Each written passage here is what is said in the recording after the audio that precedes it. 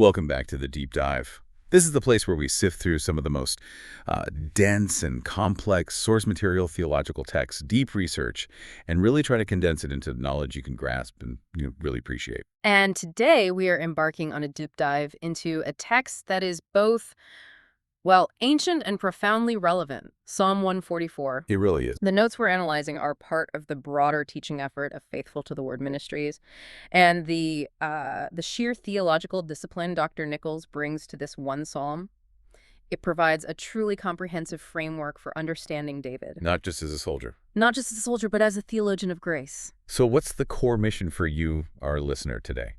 Our mission is to distill the primary overarching insight of this text, which Dr. Nichols really encapsulates beautifully. It's the concept of grace that guards.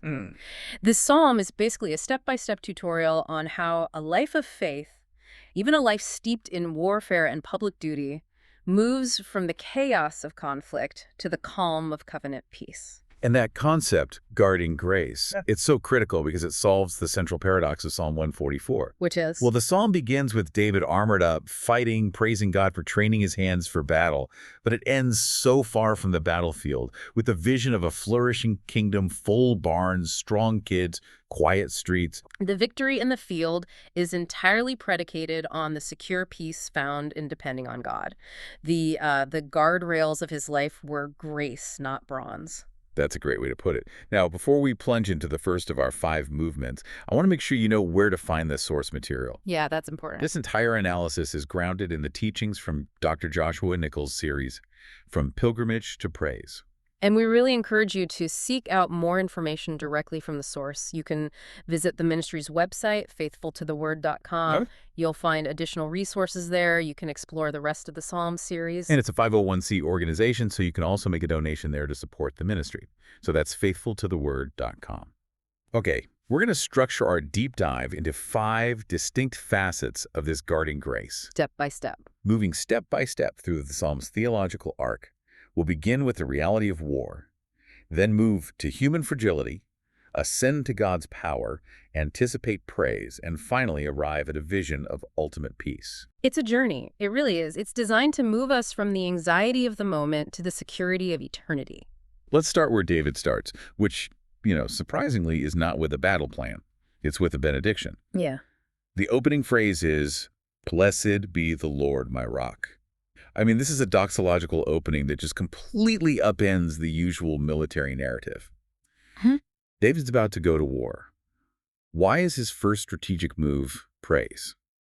It's the hinge. It's the hinge upon which his entire life and kingship turn. The phrase, "Blessed be the Lord," is Baruch Yahweh in Hebrew. Okay. And it's not just an observation that God is blessed. It's an active, authoritative declaration, a call for God to be honored. So he's establishing a principle. He's establishing the unwavering principle that victory begins with doxology. The spiritual armor goes on before the physical armor. He's a warrior king, sure, but fundamentally he's a worshiper king. And his effectiveness on the battlefield. Is directly proportional to his fidelity in the prayer tent. And he immediately anchors this praise in that powerful metaphor, my rock, or Sir. We see this all through Scripture. What does Sir convey about God that's so relevant to a king preparing for combat? Well, Chur is so much more than just a synonym for strong. It's a theological statement. It signifies 3 things crucial for a warrior. Okay. First, immovable strength, a stable force in a chaotic world. Second, protective refuge. It's a place of shelter. And third, and this is probably the most important, covenantal stability. Unpack that a little. David knows the geopolitics of his time. Treaties are broken, empires rise and fall, alliances are shaky. But God, the Sir, is the unchangeable foundation. So he's drawing on older texts here. Absolutely. Right. When he calls God the rock, he's quoting Deuteronomy 32.4. The rock, his work is perfect. He finds his constancy not in his army, but solely in Yahweh's loyal, unchanging nature. If the foundation is stable, the battle can be fought without that fear of ultimate collapse. I see the contrast there. If you were just relying on human strength, he'd use different terms. But Sir defines God's essential character. And then the intimacy deepens, moving from the rock to the instructor, who trains my hands for war and my fingers for battle. Yeah, this divine military tutelage is astonishingly detailed. It is. It's the difference between, general support and specific specialized coaching. The term trains is the Hebrew verb lamed, which means to teach or instruct. This immediately connects David's physical military competence to the realm of wisdom literature. It suggests his strategy, his skill. They aren't based on innate talent, but on divine wisdom given to him. he's a student in God's school of combat. He is. And the detail, hands and fingers, that's what makes this so personal. It's not just God giving him the big picture strategy. It's the minutia of skill, the way he grips the hilt. The precise tension in his fingers. That specificity, it teaches us that David's competence is entirely graced, not autonomous. It just removes all room for human boasting. Right. If God is teaching the exact grip of your fingers, you can't really claim to be a self-made man. Not at all. And this reflects a broader biblical pattern. Divine enablement underlies all effective human capability. We see that pattern elsewhere, don't we? Like with Bezalel, the craftsman for the tabernacle. Exactly. God filled Bezalel with the Spirit of God to craft the tabernacle, giving him specific skill. Or think of the judges, like Othniel. His victory was attributed to the Spirit of the Lord coming upon him. So God empowers us for the ordinary vocational tasks, not just the big spiritual ones. Even if that vocation is being a warrior. So the immediate practical takeaway for us, for you listening, is pretty profound here. God doesn't necessarily pull us out of conflict. No, he trains us through it. He disciplines us in the battle. He doesn't just deliver us from it. Our conflicts are the classroom. In David's physical training, it translates directly to the believer's readiness for spiritual warfare. Perfectly. We're told to be strong in the Lord, but specifically in the strength of his might. We recognize the skill to handle temptation, to stand firm. It comes from the Lord, instructing our spiritual hands and fingers. Following this, David just erupts into this magnificent list of 7 titles for God. It's a beautiful piling up of names that express both military security and deep affection. Why 7? Is that just poetry? No, there's significance there. 7 in Hebrew thought represents completeness, perfection. By piling up 7 distinct titles, David is essentially saying, God is perfectly, completely everything I need for survival and victory. It's a comprehensive theological inventory. It is, and it's deeply personal. Notice his repeated use of my. Let's break them down. The first one listed is the most intimate, which seems so intentional. My loving kindness, Hasti. Hasti. It comes from the foundational covenant term, esity.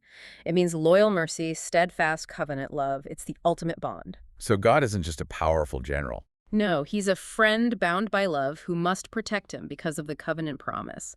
This is the root of all the other protections. Without Est, the strength of the rock would be, well, indifferent to David's fate. The love makes the power benevolent. That's it, exact. Okay, next we get the classic defensive terms. My fortress, Metzidati, and my stronghold, Misgabi. What's the difference? Well, Metzidati is typically a high, inaccessible place, a refuge. David knew these places well, hiding in caves from Saul. But now he's declaring God as the true fortress. And Misgabi. Misgabi connotes elevation, being lifted above the danger. And the spiritual parallel for that is immediately apparent. It points us toward the New Testament position of the believer. Precisely. It spiritually suggests our position, seated with Christ in the heavenly places, as Ephesians 2:6 reminds us. It's a position of security granted by grace. We continue with an action. My deliverer, Mephalti. This title emphasizes God's decisive interventionist nature. Mephalti is the agent who causes escape. David is explicit. Deliverance is granted by divine mercy, not achieved by human effort. No room for self-congratulation. None. And my shield. This goes all the way back to Genesis 15. It's the source and substance of protection. God the Megiddo places himself between the warrior and the fiery darts, a protective presence. The 6th title shifts from a description of God to an explicit act of faith. He in whom I take refuge. Yes, this is the covenant response. To take refuge, Asa, is the Old Testament equivalent of saving trust. Security isn't automatic. It requires his active placement of trust in that fortress. And the list culminates with a title that solidifies his authority. Who subdues my people under me. This brings us back to the political heart of his kingship, echoing the Davidic covenant. David's authority, his ability to rule, even the loyalty of Israel, it's all God-given and God-maintained. So if we synthesize this covenant logic of warfare, what's the grand spiritual principle for the listener? It is the principle of fighting from victory, not for victory. God's people fight because they already possess God's favor, his ed. The outcome isn't in doubt because the foundation is secure. Exactly. And this is precisely the truth carried into the New Testament life. The Christian doesn't fight the spiritual war to earn salvation. We fight because salvation has already been secured by Christ. Thanks be to God who gives us the victory. Through our Lord Jesus Christ. 1 Corinthians 15:57, David's benediction becomes a stunning Christological prophecy. So Christ is the ultimate rock. The ultimate teacher, our fortress, our deliverer, our shield. When David declares, "Blessed be the Lord," he prefigures the New Testament believer's confession of Christ. Wow. Okay, now we encounter this major theological shift in the psalm, which I find genuinely shocking. It is. David goes from praising this mighty conquering God to profound humility in verses 3 and 4. We go from God's majesty to man's utter fragility. He asks, "O Lord, what is man that you take knowledge of him?" This transition isn't just shocking, it's theologically mandatory. True contemplation of infinite greatness must produce profound humility in the finite observer. He stops asking, "Who is God?" and pivots to, "Who am I?" Exactly. He's in awe not of his own strength, but of the sheer, unmerited attention of the eternal God. It sounds a lot like Psalm 8, where David marvels that God made man a little lower than the angels. But the sources point out a distinct difference in tone here. A huge difference. In Psalm 8, David marvels at the exaltation of humanity, that God crowned man with glory. In Psalm 144, the tone is astonishment at humanity's insignificance. He can't believe God notices him at all. Given our frailty, yes. And he uses two specific Hebrew terms for a man to underscore this. Let's define those, Adam and Ben Adam. Adam signifies humanity in its fundamental state created from dust, emphasizing our material dependence. Ben Adam, or Son of Man, often functions as a figure of frailty and mortality. He's leaving no ambiguity. But the power lies in the action verbs God directs toward this fragile creature. Take knowledge of him and think of him. Yes, the verbs are yada, which implies intimate knowledge, and eshav, to actively consider or plan for. God's attention isn't passive observation. It's active, purposeful, covenantal attentiveness. David is floored. He is. Why should the infinite God purposefully consider the fleeting creature of dust? It's the ultimate expression of grace. To drive this home, David uses two iconic metaphors. The first is that man is like a mere breath. Hebel. This is one of the most sobering words in the Old Testament. It's the centerpiece of Ecclesiastes. Hebel literally means vapor or mist.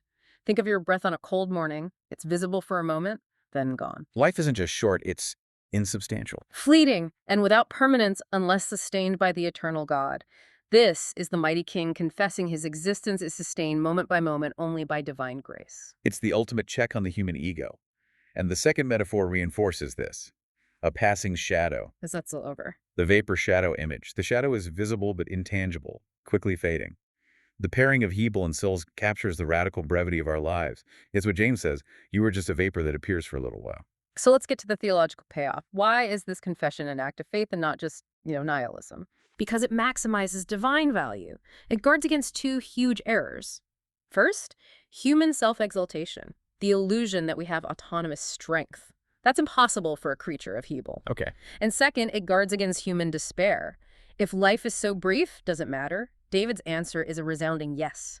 It matters eternally because the infinite God takes thought of us. So our short lives acquire significance because of his attention. Exactly. The more fragile we see ourselves, the more we trust in the eternal sustainer. Humility, in this context, is God exaltation. And this section finds its most moving answer in the New Testament. David asks, "What is man?" And the answer is the incarnation. The incarnation is the ultimate fulfillment. God didn't just notice man, he became man. John 1:1, the Word became flesh. The Creator steps into our fragile Hebel existence. And David's terminology, Ben Adam, or Son of Man, takes on incredible prophetic resonance. While here it just means human being, it foreshadows the messianic title from Daniel 7. So the God who stooped to consider man eventually became the Son of Man who redeems man. Precisely. Christ embraced our mortality to conquer it and clothe us with his immortality. The breath of God entered that vapor, and now that life lives forever. The structure of the psalm now dictates another shift. David moves from adoration and humility into urgent, bold petition in verses 5 through 8. Right. Theology must lead to right petition. Having established this awesome reality of God and the terrifying reality of man, David now uses that as the basis for a monumental prayer. He's humbled by his smallness, but he's emboldened by God's majesty. So now he cries out for that mighty God to intervene, not abstractly, but immediately. Bow your heavens, O Lord, and come down. I mean, that is not a whisper. That is a demand for divine invasion. It's the language of theophany, a manifestation of God's overwhelming power. The verb nata means to stretch down or bend low. He's invoking God to rend the heavens. Like in Psalm 18. Just like in Psalm 18, he's asking the Lord to invade the battlefield with sheer sovereign cosmic power. And Dr. Nichols points out this is the heart cry of all redemptive history. It is. It's the creature's yearning for the Creator to step in and fix the chaos. And ultimately, this prayer is answered not in thunder and fire, but in the greatest bowing of the heavens, the incarnation. David reinforces this petition with powerful imagery drawn directly from Sinai. Touch the mountains that they may smoke. That's a direct quote from the experience at Mount Sinai in Exodus.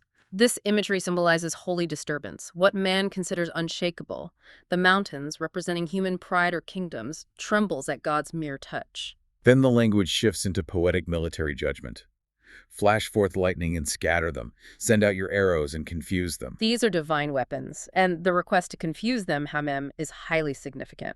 It specifically references the way God routed Pharaoh's army at the Red Sea. He's praying for a miraculous, disorienting intervention.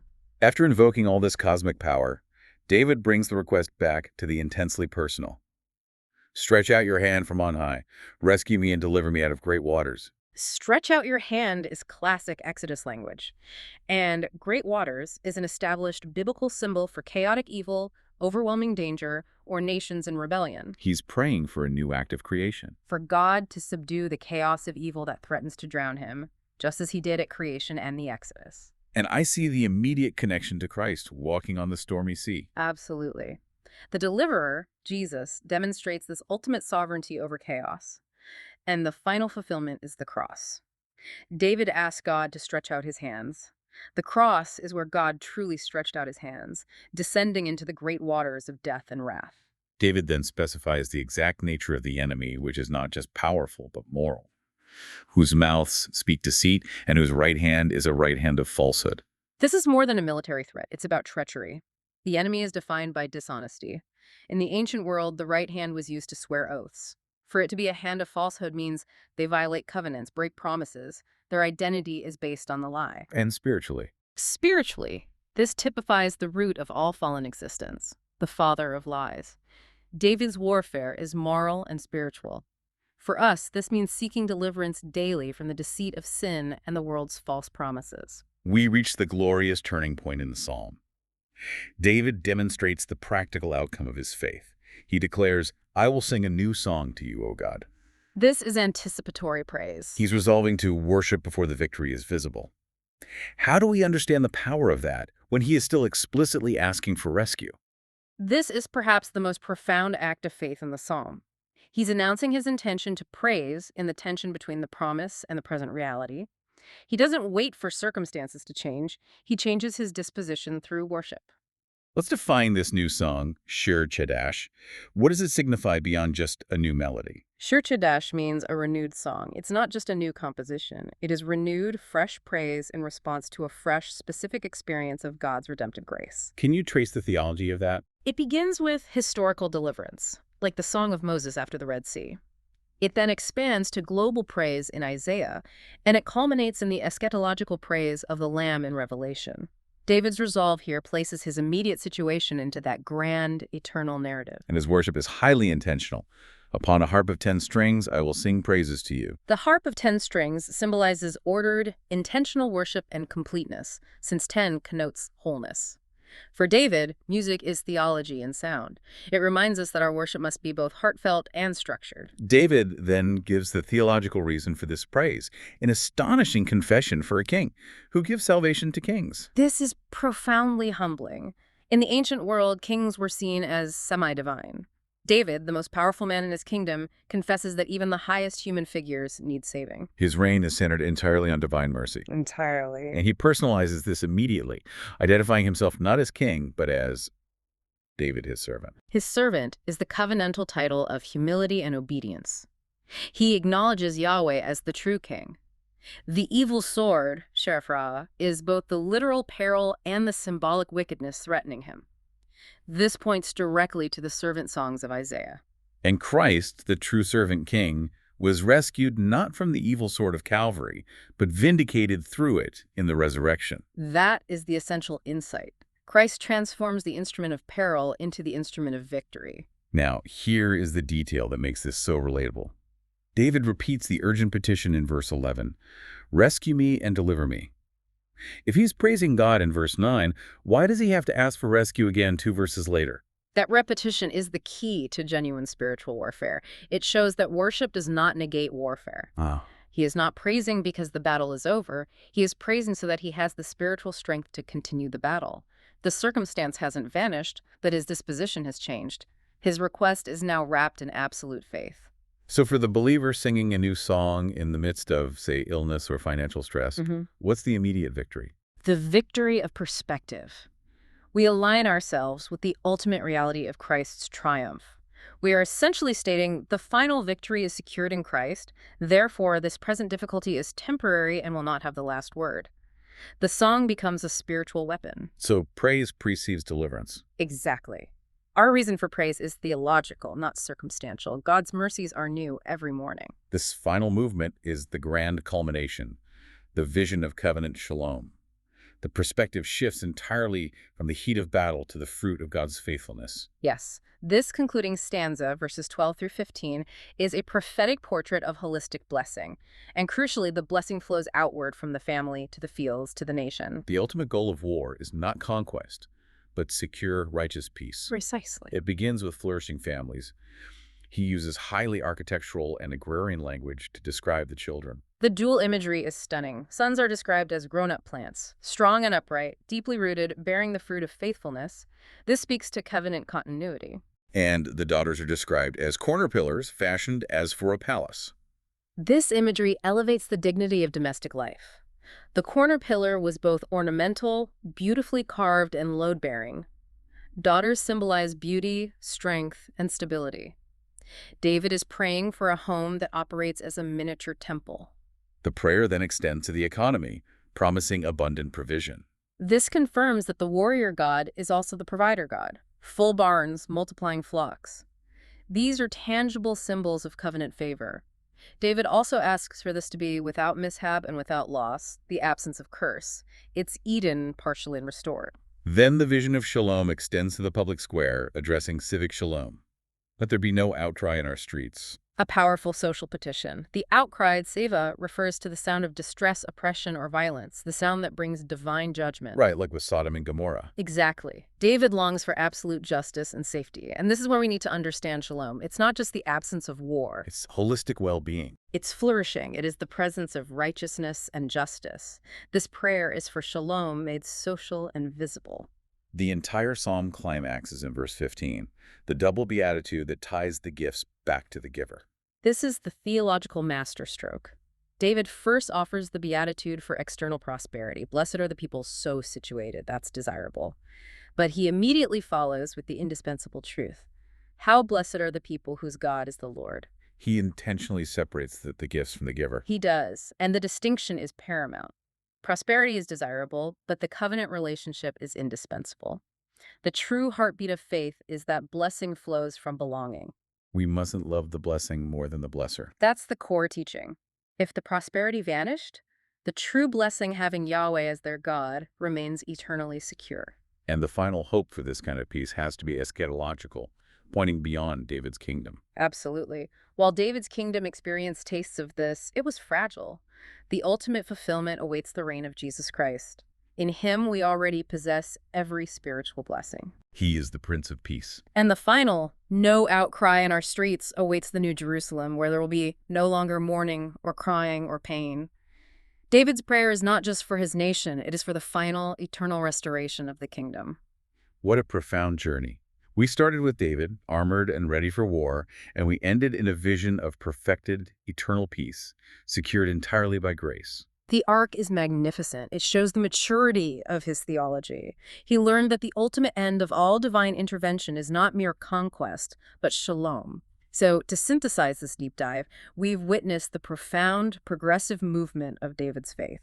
It began with a focus on the mighty warrior god, which immediately produced the humility of man, spurring a desperate prayer. Right. This desperation then transitioned into an anticipatory song and finally resolved into a secure vision of covenant peace. And the central theme, grace that guards, it just permeates every single verse. David's effectiveness was not rooted in his generalship, but in his profound acknowledgement of his own weakness, his Hebel, and his absolute dependence on God's ost. That loyal mercy not only saved him, but guarded him through every battle and every season of struggle. The ultimate lesson, built on that final beatitude, is the secure connection between the transcendent God and fragile man. God's majesty doesn't make him distant. And his infinity doesn't negate his intimate mercy. The true value of our short life is found only in whom it is lived with, the eternal rock. That persistent grace will keep us and guard us until we stand in his everlasting shalom. If this in-depth analysis has resonated with you and you want to explore the rest of this incredible teaching series, From Pilgrimage to Praise, we strongly encourage you to visit the website for Dr. Joshua Nichols' ministry, Faithful to the Word Ministries. Please go to faithfultotheword.com. There you can find all the additional resources, the full sermon notes related to this material, and further insights into Dr. Nichols' work on the songs. And while you're visiting faithfultotheword.com, please consider making a donation. Faithful to the Word Ministries is a 501c3 organization, and your support is really vital for keeping this deep theological content freely available. Additionally, we want to remind you that Dr. Nichols has recently released his new book, Between Two Trees, which explores core theological tensions in Scripture. You can find more information about that book and purchase it directly through the faithfultotheword.com website as well. We leave you with David's final, resounding statement, the truth that anchors all hope and peace. How blessed are the people whose God is the Lord. Join us next time for another deep dive.